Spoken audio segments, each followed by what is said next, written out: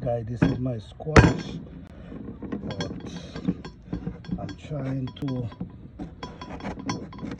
get the seed from it, because now is the right time, guys. Now is the right time to save your seeds.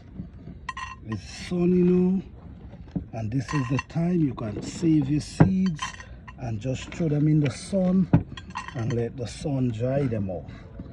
So right now I'm trying to save as much seed as I can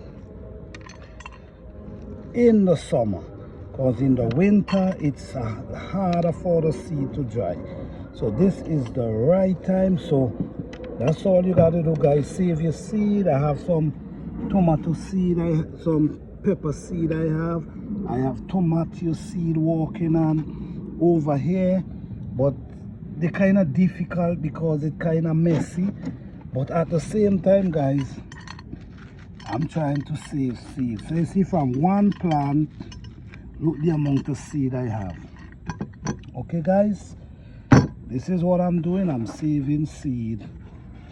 Now it's easier to dry because it's sunny now, and this is the right time. Tomato seed, this is the right time when the sun is burning, so the seed could get dry pretty fast. Thank you, guys. Don't forget to like, subscribe and share.